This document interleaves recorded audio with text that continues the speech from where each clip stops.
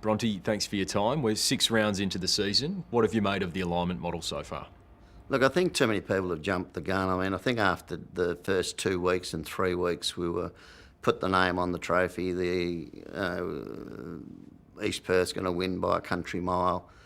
And then there's all of a sudden, we haven't played a full round of football yet. And all of a sudden you came up against very, very good sides. Subiaco is a very good side.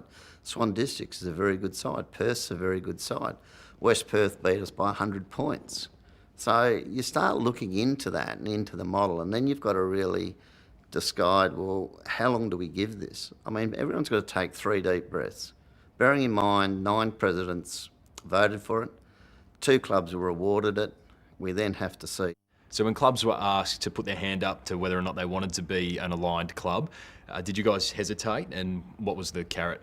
Yeah, not at all, because we had an experience with the Eagles earlier in our journey as a club back in 2000, and Claremont and South Fremantle were the 2 host clubs originally, I suppose, going back in 98, 99 seasons, and East Perth was on the outer in those days, and I guess as a president I've been around the WAFL quite a while. We saw the other side of the fence, and I thought, well, from East Perth where we sit in the competition, I think our zoning, our ability to get AFL players drafted, and that's a big area of income for WAFL clubs today. And we could see that really for us to be a club into the future, a sustainable club, we needed to have, I think, something more than we were actually currently doing. And so there was certainly no hesitation on my behalf or the board's behalf at East Perth. When the opportunity came along, we put a very strong submission in to be part of the future of WAFL. Covering the WAFL, you hear a lot of feedback and a lot of people's different opinions. What's the feedback been like for you and for the East Perth Footy Club? Certainly from a club point of view, our members have been great, and our membership's up around 5% on a comparative time this year. We're seeing Eagles supporters coming to the ground because we actually make a note of that on per game, so we are getting Eagles supporters coming and paying their money to watch WAFL football, and maybe they would have before, but they're showing their membership cards. And so I think from a club point of view, members' point of view, sure, we've got the scepticals, but they are sort of working with us. And we had a very, very strong AGM, and at the AGM it was very supportive of where we're heading with East Perth and with the partnership, which is great. Then I go on to the players. The players have been exceptional. And we had our salary cap cut quite significantly. We cut some players' pays, etc., and they all stuck around. And when you look at our senior group in the Paul Johnsons and the Brendan Lees and the Bingers, Mossy and a few of those guys, I mean, they've just been exceptional. You know, they have got around. Craig Wolfe is a sensational leader. Leeds and all the Eagles boys really, really love him. We got in early in the pre-season. We got some functions happening between our club and the Eagles boys, and they've had a couple of sessions since that, so they'll go and watch after our game on a Sunday when the Eagles have played. They'll all go to a function and sit around and watch the game together. So from that point of view, it's been great. From the Eagles players, quite honestly, I speak to them regularly, and I generally like to talk to the players before the game and after the game, and just wish them well, and if they're coming back or it's the first game, welcome them to the club. Certainly, talking to the guys, they've really enjoyed East Perth. Our players are the same, and comments from Sam Butler after the game last week, and Sam had been playing with Perth. We had a few Perthies in with us last week with Ash Smith and McGuinness, but those guys all came around. I said, look, honestly, what do you think of the alignment? And they said, look, it's great. We can play the same or similar game plan that we're training. We're feeling we're getting benefits out of it. So just on the members, what concerns have they voiced to you and to the football club about the alignment model? Oh, look, the main concerns were probably in the Constitution. You know, are we going to change our jumper? Are we going to become the Eagles? And they're things that are really controlled through our Constitution. And no, we're not introducing yellow, but years ago there was yellow in the East Perth jumper for a couple of seasons. So I suppose it's those uncertainties that they want East Perth Football Club, the Mighty Royals, to be the Mighty Royals from now and into the future. And we have to have over 75% of our members vote against or vote for changing the name. So if anything was to happen in that respect, I would doubt it very much, because we've got a very loyal group of members. And certainly from where we sit as a club, we've been very encouraged that we haven't had the I suppose the disappointment of a lot of members.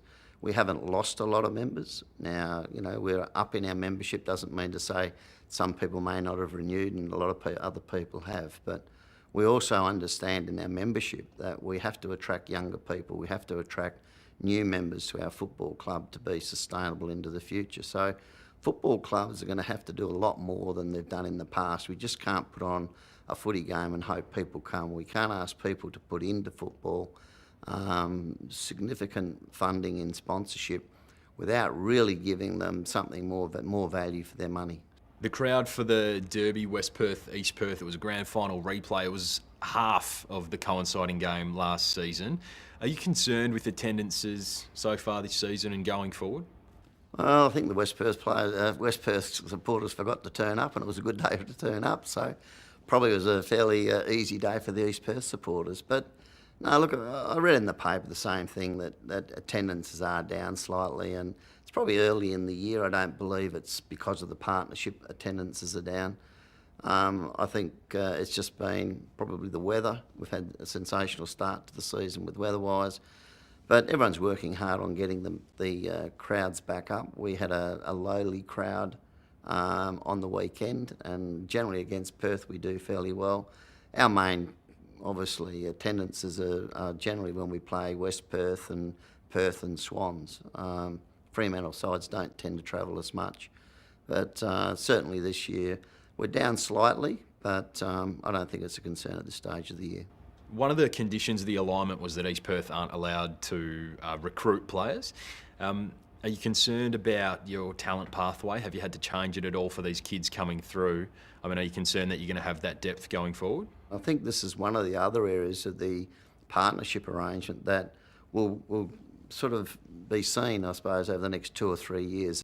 One of the things that stood out early in the partnership was would junior development, would kids get their opportunity? Well, this year, Callum Hart, Mitch Fraser, all these guys that are really, really young in their development, they're playing league footy, and I don't think there's any young kid at the moment who is ready for league football is not getting an opportunity. So, to your point, is that if we're going to be successful, we're going to have to go back and not just these kids that are already there, like they're good kids, but we're going to have to go back and get more young kids who can come through and fill the roles.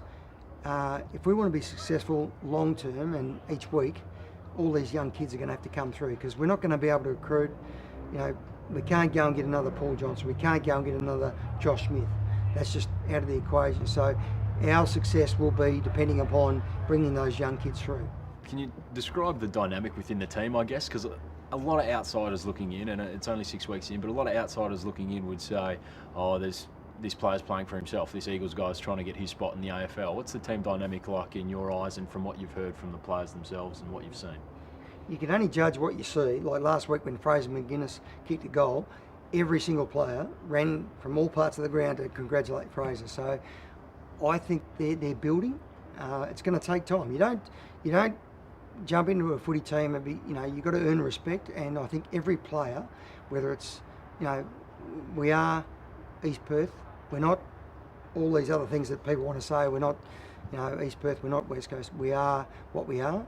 We're one club, and the players are building. So I think that's pretty evident on the field. The guys are going to try and earn each other's respect, and as we grow and as we play each game, I think they'll get better and better. In your opinion, the WAFL at the moment, is it financially viable long into the future? Look, the WAFL still has a lot of hurdles in front of it. I mean, this is a part of the change, and through this part of change, clubs are more financially have been given more finance. So hopefully they're more financially viable. I said in the beginning that there's 5 clubs that were not profitable last year. And so you can't have a sustainable model in WAFL football with clubs losing money and losing significant money, $200,000 and $300,000. And so there has to be a model change there somewhere. So I guess I've made my comments on that before and they've been put in the media, and I won't elaborate on that today. But there's certainly got to be, everyone's got to have a real good look at where is the future, how do we go forward, how do we get enough money to make sure that WAFL, because WAFL is an important stepping stone into really where our future players, to get to AFL, they have to come through the WAFL system. And I suppose we've also got to look within the WAFL and the Commission and where the money and how they're spending money and are we getting the benefits of that.